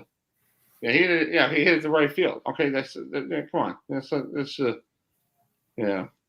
So Derek Cole, 45 pitches and two and a half innings in play. No, they'll be having somebody up really quick. Yeah, exactly. So anyway, it's 8:25. We'll try to get Benjamin in another time. I guess he got busy. Back to the Capitals. There's some players got sent down to Hershey. I guess they do like one of those like everybody does in like MLB and Major League Baseball and all that stuff. Yep. They got to clear waivers. Mm-hmm. Yeah, so everybody has to clear waivers. So so those guys are down there, and we'll try to get the voice of the Hershey Bears on in the next couple of weeks, see how he's doing up there. Zach Fish, who does a great job up there. So let's see what else is going on here. Anything weird? It's called. It's called. Since we're on the subject of high school of sports, I'll talk about the high school football game I'm going to Friday night. It's the 100th. Yeah, go ahead. Talk about it. Game between. You could say it's this rivalry has been. It's known as the Paper Bowl. It's known as the Hayward County Championship game. It's between Tuscola High School of Waynesville, North Carolina, and their arch rival Pisgah High School out of Canton, North Carolina.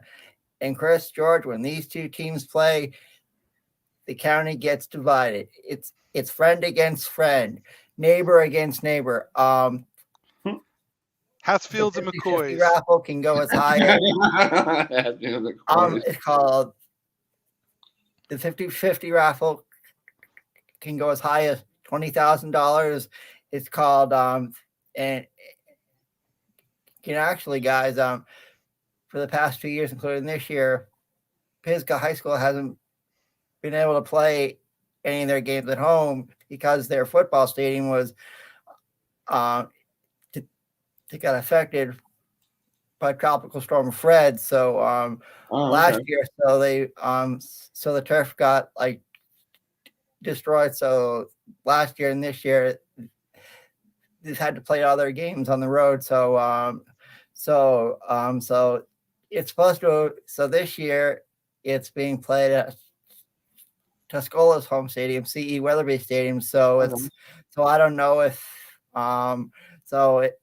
and it's part of the Great American Rivalry Series presented by the United States Marine Corps. And they've been coming this rivalry for, I think, 7-8 years now. So it's called. That's cool. So expect like 15,000 to 20,000 standing room only at CE Weatherby Stadium here in Waynesville, North Carolina on Friday night. It's going to be a packed game. And plus, Pisgah High School has won the last like 7 or 8 games in a row, and Tuscola is undefeated. So it's a pretty huge game here in the mountains of North Carolina. That's why I've got on my yellow shirt tonight, and I'll just represent. He's bringing out the props. There you go. That's cool. Awesome.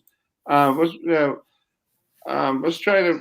Let me see if I can get Benjamin on a little bit later because we got both people going on at the same time here. So let me try to get a hold. But we got Josh Ward, the head coach of Calver. But before we do that, Adam, we got to do a little shout out. Yes, that's correct, Chris. October is called on Sunday. The Jimmy Allen PBA Challenger was taped last week in Valero Matthews of Matthews, North Carolina. And I want to let our viewers know that there's going to be a really cool bowler on there. She's a junior ambassador for the PBA Tour. Her name is Bella Love Castillo from Texas.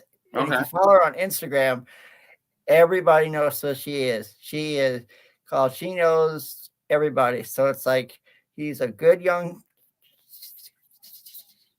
She does incredible. You had Ronnie Russell and Jimmy Allen doing a concert. You had Kyle Troop was there. Rob Stone, Randy Peterson, and Kimberly Pressler were in Charlotte last week. So check your local listings on Sunday. It's going to be an incredible. It's going to be an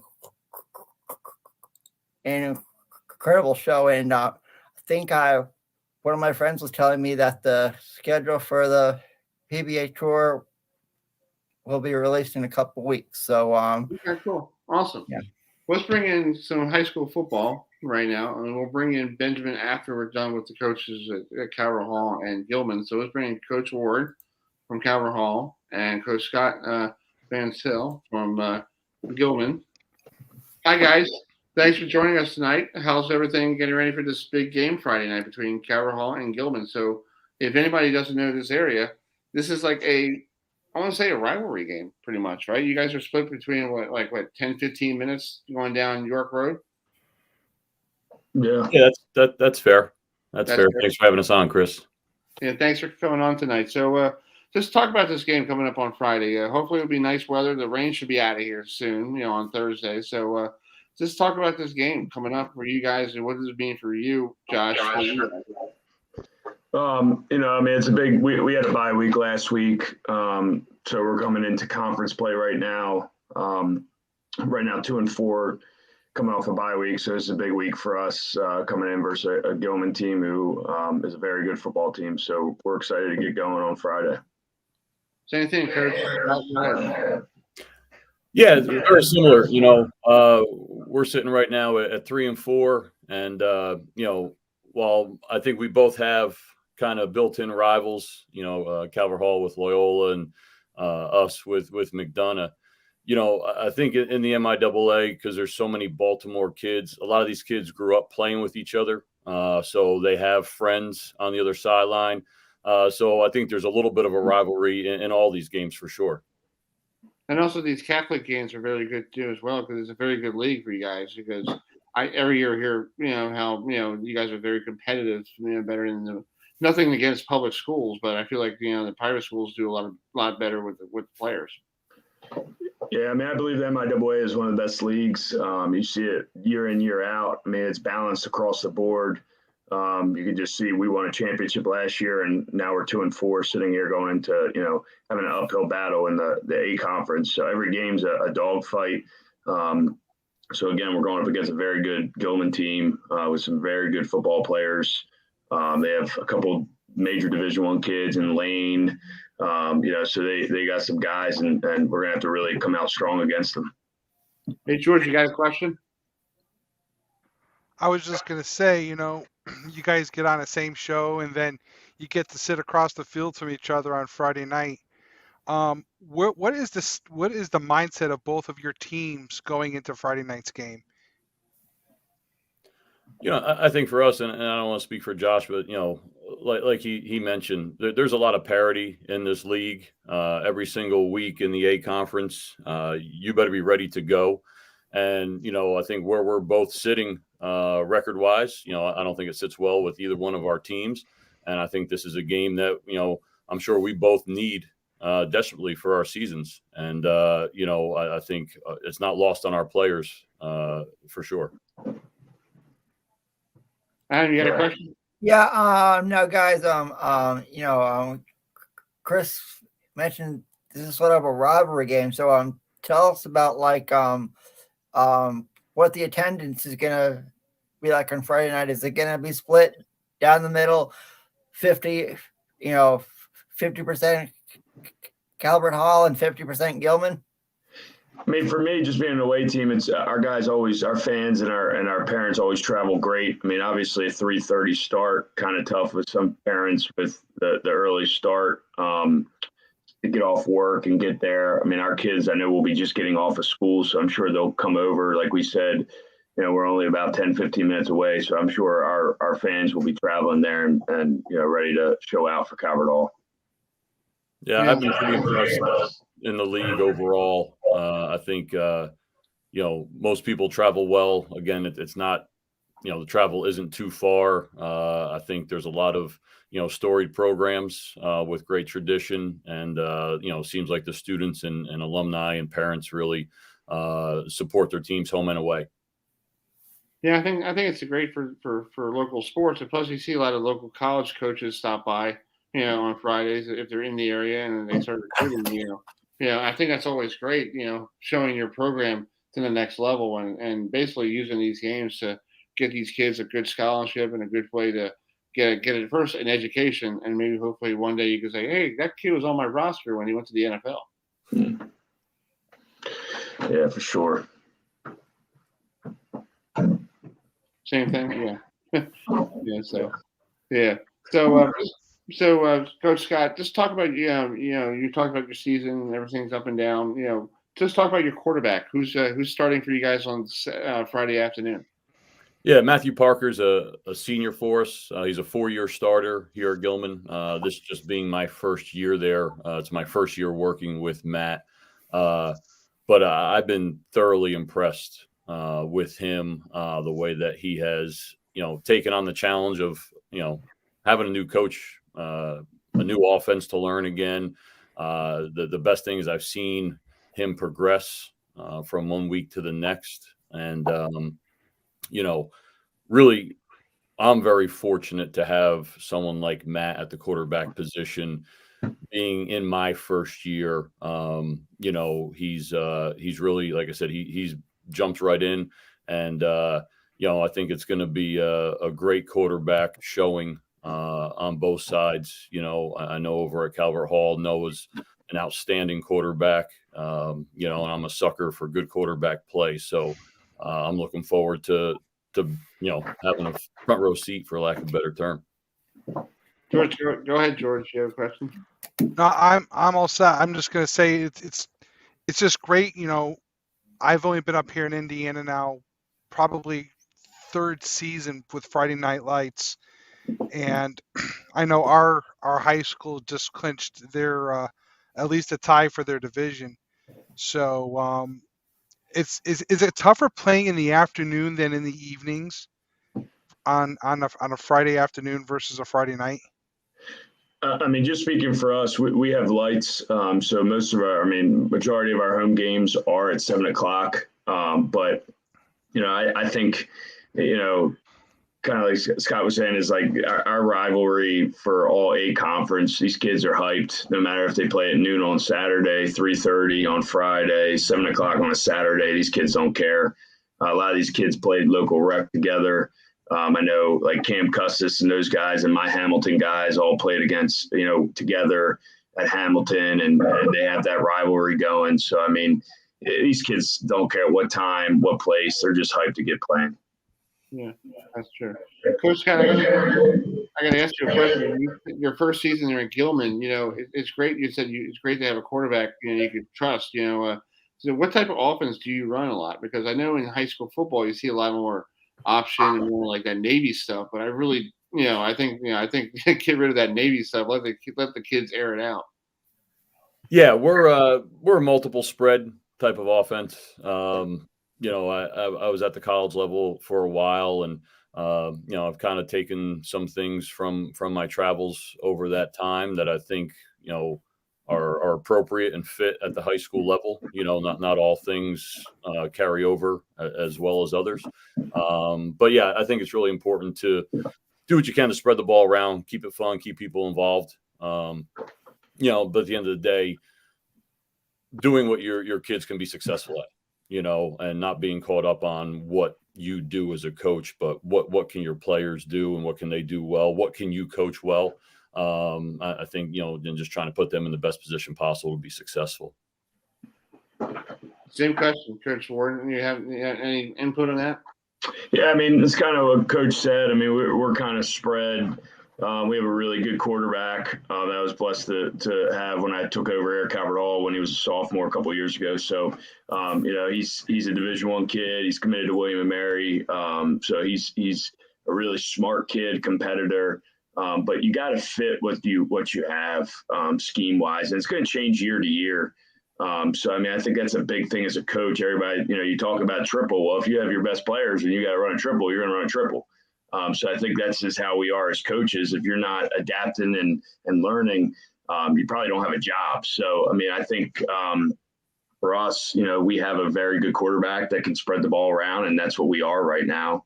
But again, if we had a guy that we had to adapt and he couldn't throw as well, we'd probably run the quarterback some more. So it just really depends on the personnel you have, both offensively and defensively, of what you're going to run at the high school level. That's true. Well, Coach, thanks for joining us tonight. And thanks for coming on, and good luck on Friday afternoon. I appreciate it. Thanks, guys. Appreciate it. Thank you. See you Friday, Coach. Sounds good, Coach. All right, that's Coach of Calver and Gilman for this game of the week here on Friday afternoon here in Baltimore. So, yeah, it's something we were trying to do, brand new. Trying to get those high school stuff, because George, you do a lot of stuff with your daughter with the band, and I was like, it's good to talk about high school football. Well, Chris, like I was just saying in that last segment, we actually are going to play a sectional game at home on October 28th. Wow. So last year wasn't so good. They've turned their season around, and they actually pulled out a big upset this past week. They won 21-0 against a pretty highly ranked team of New Prairie. So whenever you can beat a ranked team like that at home and senior night, that's why I love Friday Night Lights. And I think it's great. And I think it's good for your. And real quick before I bring in Benjamin, you guys in Indiana, George, do they break it into different like 4A, 5A, 6A, 7A, 9A? We're in a 6A. Okay. So we're one of the highest divisions. Okay. So how do they determine that? Because it depends on the location of the school and the complexity, difficulty of schedule. Okay. Gotcha. We travel the Midwest. Oh. They'll travel to Valparaiso. A couple weeks ago they traveled to Ohio. We'll travel down to Indianapolis to play a couple teams down that way. Jeez, that's awesome. That's cool stuff. So yeah, that's awesome. What's definitely different? Yeah. So Adam, you want to bring this gentleman in? Sure will, Chris. On Saturday, it's a Granite State showdown in Hanover between the New Hampshire Wildcats and the Dartmouth Big Green. So let's welcome in from the Valley News, who covers Dartmouth athletics, Benjamin Rosenberg. Wow. That was good. So tell us about this huge game, between these two iconic schools, UNH and Dartmouth.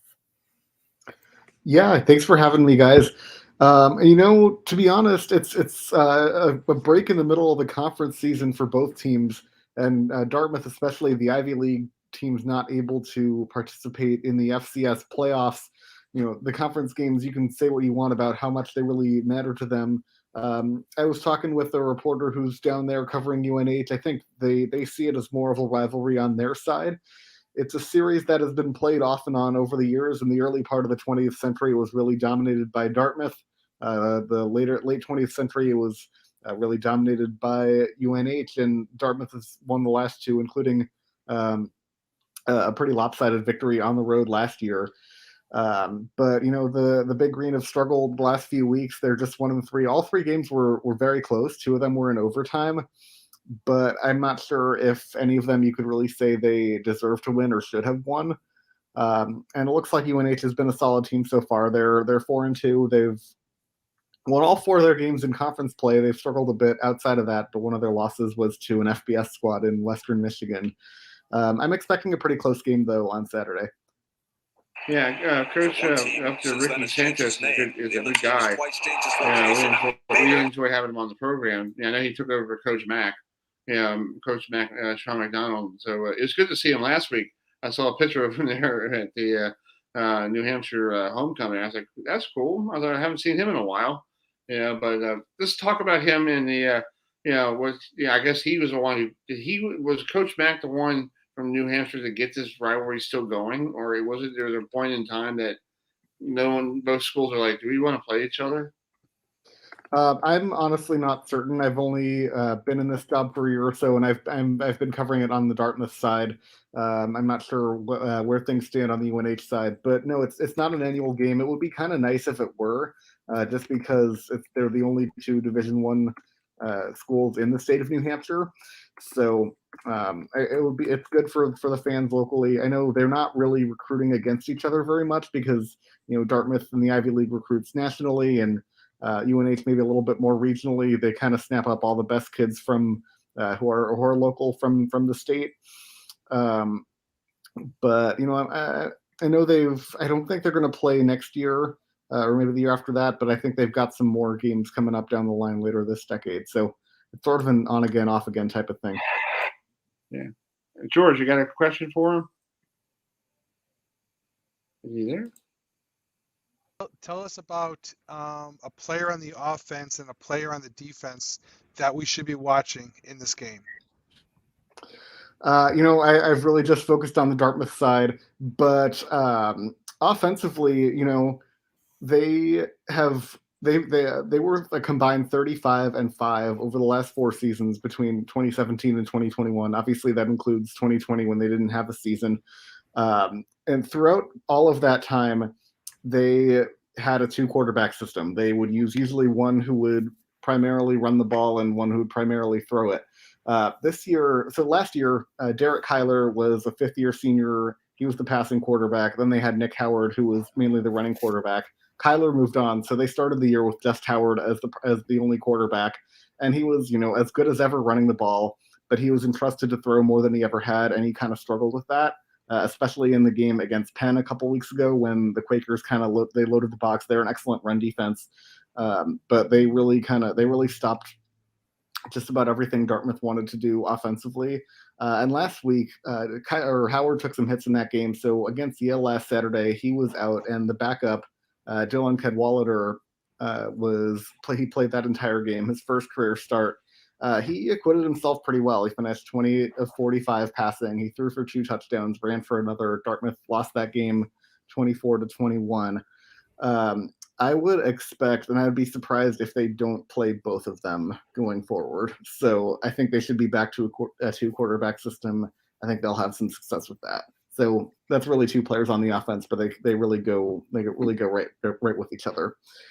Defensively, I'm going to highlight Macklin Ayers. He's a first-year starter at linebacker, a junior from Pennsylvania, but he's really come onto the scene and given the Big Green a nice spark. He leads the Ivy League in tackles. He's had at least 10 in the first few games. So he's one of the younger guys, one of the less experienced guys on a defense that's overall pretty inexperienced. Really, the only returners are guys like Shane Cokes on the end, Quentin Norello in the backfield, but Ayers has definitely been a real bright spot for them. So, Adam, you get the last question.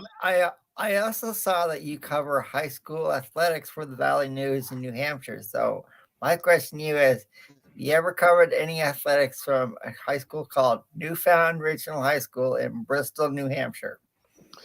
Yeah, Newfound is not in our coverage area, but I've covered a few of their games when they've played schools that are in our area. Oh, because so yeah, what do you know about them? What do you know about I went there my freshman year before I moved down here in North Carolina. I have so many friends that went there. So I was supposed to graduate there in 2000 if I didn't move to North Carolina. So pretty cool. You've covered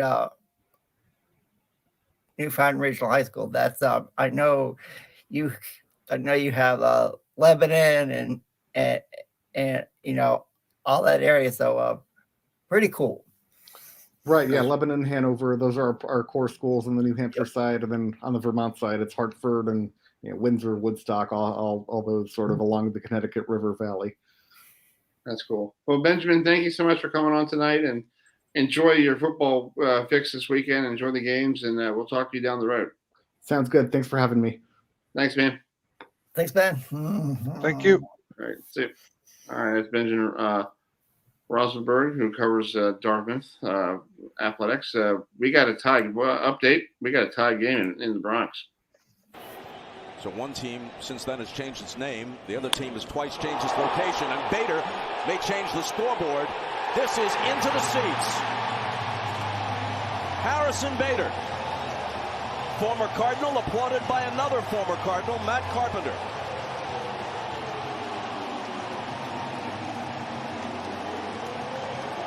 Even up at 1. Together, George, 1-1. 3-2 pitch. Yep, and good old Bob Costa with the call. the never aging Bob Costa. I got a story. Bring Paul in. I got a quick Bob Costa story. I was at the Baseball Hall of Fame years ago, and I had a media pass, and I'm sitting there, and we have rows for the media rows, and Bob actually took my seat. I go, thanks, Bob. Thanks. Appreciate it. Don't go blasting people for taking your seat. I know, but it was funny. Because it's karma, Chris. It's karma. I know, but that's why I haven't been up there.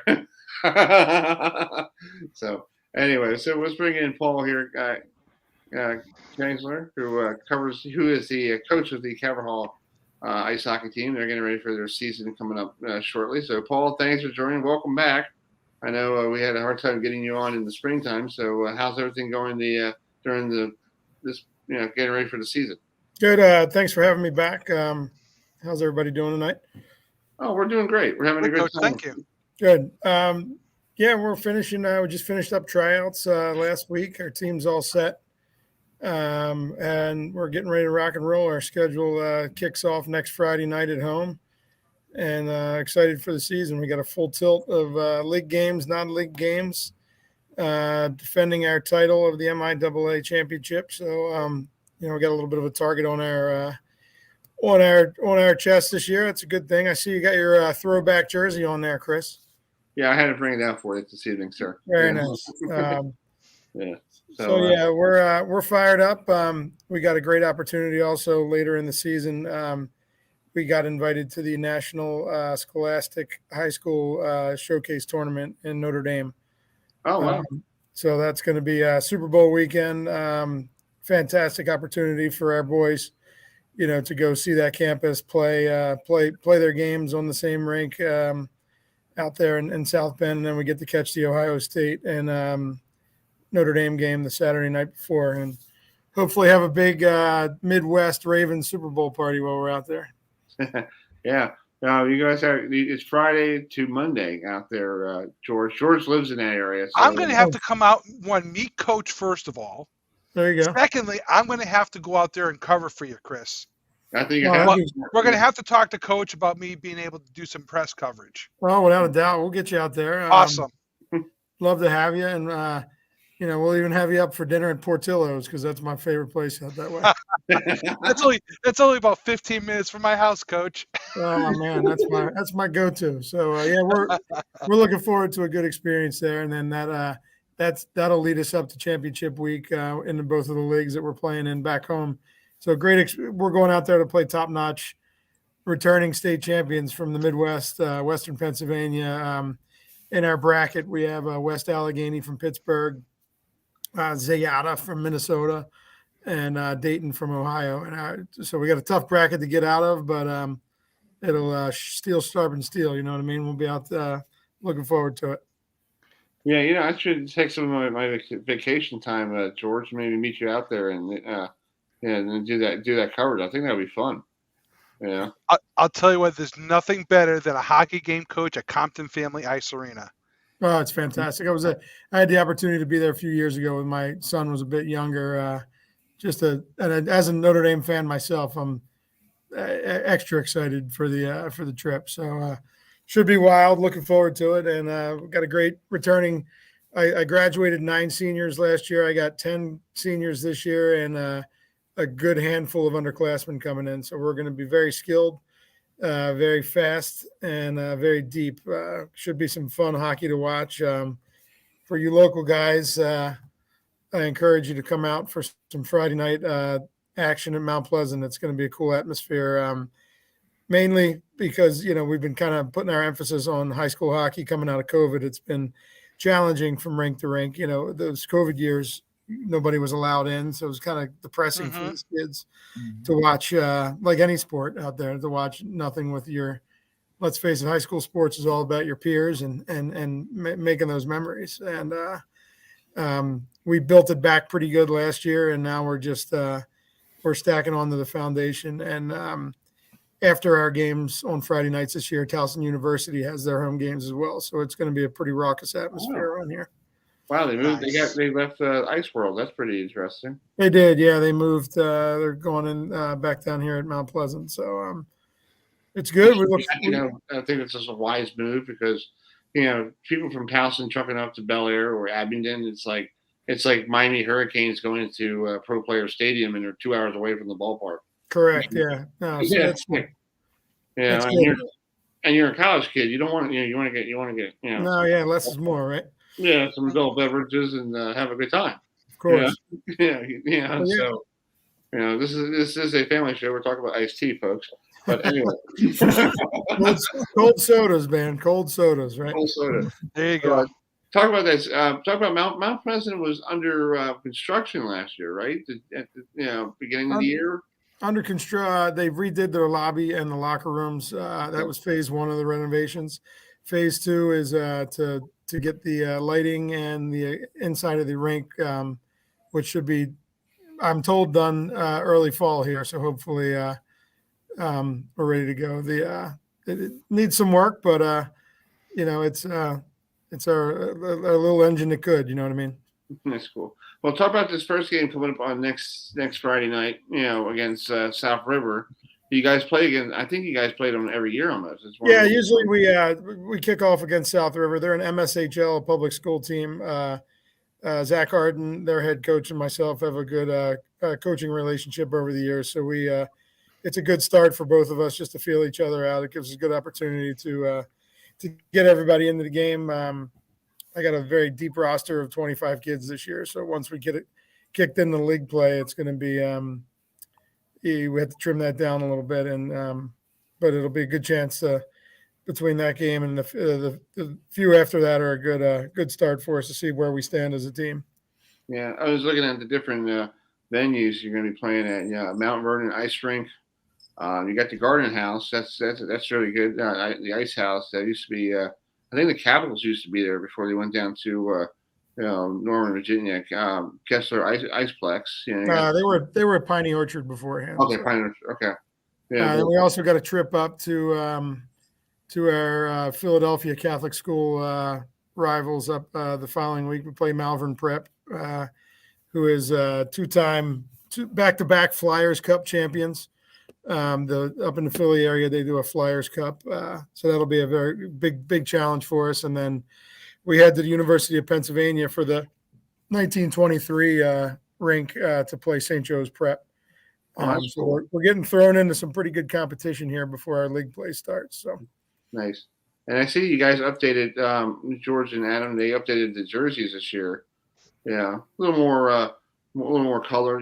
Just talk about you guys every 5 years, everybody has to get new uniforms. At Calvert Hall, we go on a 3-year cycle. The gold ones we broke out last year. Our booster club afforded those for us. We call them our Friday night golds, and they turned to gold last year. We rode them all the way to the championship, so they turned out well. And then the white and reds. I got a little flair of Notre Dame in there with the fonts, as you can see. Mm-hmm. Yeah, I see that. Yeah, I was looking at it going, yeah. That's our senior goalie there, senior starting goalie, and then our two of our captains in the picture there. So, yeah, George, you got anything for Paul? I was gonna say, Coach, is going to have a great season. I'm definitely look forward to meeting you coming out here in February. That'll be awesome. We'll do, and I'll link up with Chris, and you can have. Make sure you got my information. We'd love to see you come out. We got a ticket for you for the Ohio State game too, if you can make it over. Nice. That's awesome. And also, thank you, Coach. Yeah, and Paul, we'll try to get somebody, maybe a player a week or something on, starting the season or so. Maybe we'll get one of your good players on, and get them on. Sounds good. I appreciate you guys having me as always. All right, Paul. Enjoy the rest of your week, and we'll talk to you soon. Talk to you soon, guys. See ya. Go get him, Coach. Good luck. Thank you. Cheers.